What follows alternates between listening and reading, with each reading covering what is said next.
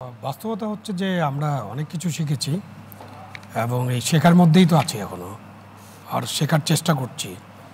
শেখার তো শেষ নাই, সুতরাং আমাদের শিখতে হবে, জানতে হবে এবং নানান সমস্যা আসবে, নানান চ্যালেঞ্জ আসবে। সেই চ্যালেঞ্জগুলো উত্তরণ ঘটিয়ে আমাদেরকে সামনের দিকে এগিয়ে যেতে হবে। কিন্তু আমরা তো এখনো পরস্পর অভিযোগ শুনছি। বিএনপি বলছে একটি রাজনৈতিক দল, অর্থাৎ বিএনপি যার কথা বলছে সে জামাত, জামাত যে একটি বলছে যে একটি রাজনৈতিক দল সেটি বলছে বিএনপির কথা। এই যে বক্তব্য, ইঙ্গিত করে যে বক্তব্য, এবং 5ই আগস্টের প্রেক্ষাপটে গণঅভ্যুত্থানের মধ্য দিয়ে যে শিক্ষা, সেটি রাজনৈতিক দলগুলো ধারণ করা এবং জন আকাঙ্ক্ষা পূরণ করার ক্ষেত্রে এখনো যদি এরকম ইঙ্গিতময় বক্তব্যের জায়গাগুলো থাকে, তাহলে জন আকাঙ্ক্ষা পূরণ হওয়ার সম্ভাবনা কতটুকু?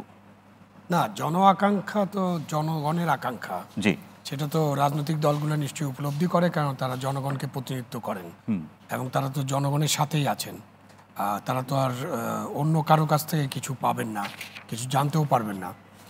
দেশে যে গণতন্ত্র আছে, গণতন্ত্রের একটা প্রমাণ হলো যে রাজনৈতিক দলগুলো তাদের মতো করে সমস্ত পরিস্থিতি ইন্ডিপেন্ডেন্টলি ব্যাখ্যা করতে পারছে। এখন রাজনৈতিক দলগুলোতে একটি রাজনৈতিক দল দেশে নাই।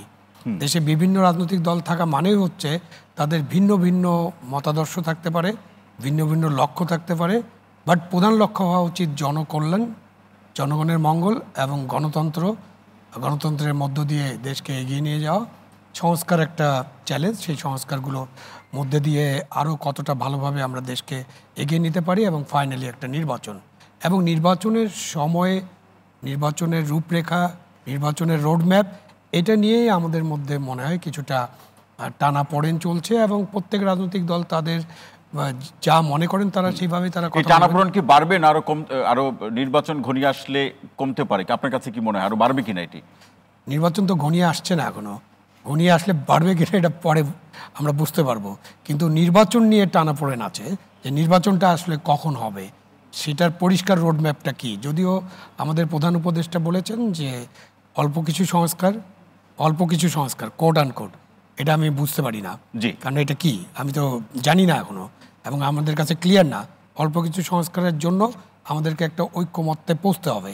তাহলে অল্প কিছু সংস্কার হলে ডিসেম্বর মাসে নির্বাচন, মানে এই বছর যখন আমরা কথা বলছি।